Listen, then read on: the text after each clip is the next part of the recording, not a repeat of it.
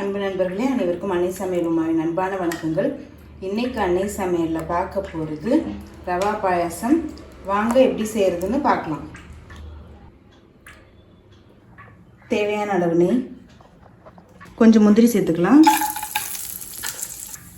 கொஞ்சம் பாதாம்,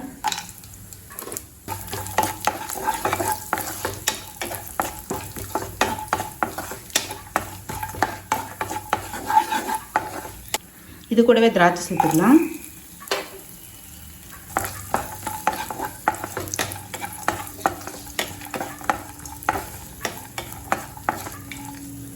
இப்போ இது எல்லாத்தையும் நல்லா வறுத்தாச்சுங்க. இப்போ இதை எடுத்து தனியாக வச்சுக்கலாம். இது கூடவே 1/4 கப் ரவை சேர்த்துக்கலாங்க. ரவை ஸ்லோலே வச்சு நல்லா வாசனை வர வரைக்கும் வறுத்துக்கோங்க.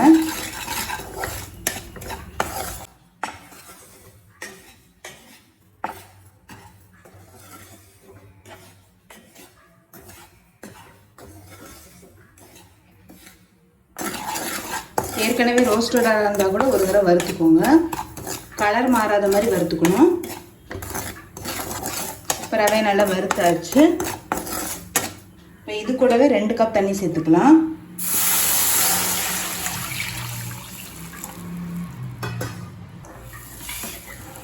இப்போ ரவை நல்லா வேகிற வரைக்கும் வெயிட் பண்ணலாங்க.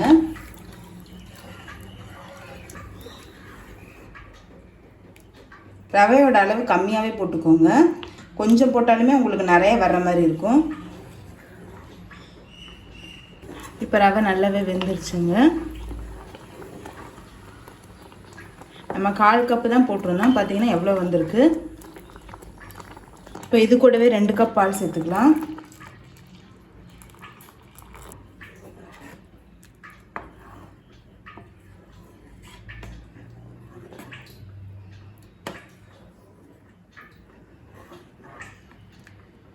அரை கப் சர்க்கரை சேர்த்துக்கலாம்.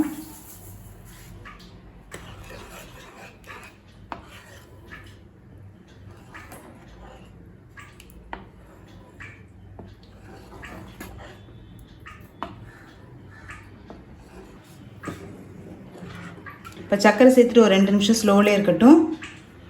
இப்போ சர்க்கரை சேர்த்துட்டு 2 நிமிஷம் ஆயிடுச்சு. கொஞ்சமாக ஏலக்காய் பொடி சேர்த்துக்கலாம். இப்போ வறுத்து வச்சுருக்க முந்திரி திராட்சை இது கூடவே சேர்த்துக்கலாங்க.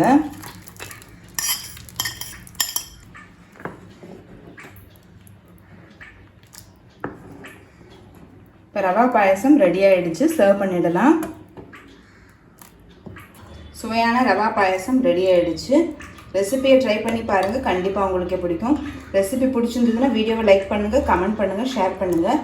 இது வரைக்கும் அன்னை சமையல் சேனலை சப்ஸ்கிரைப் பண்ணாதவங்க மறக்காமல் சப்ஸ்கிரைப் பண்ணுங்கள். தேங்க்யூ.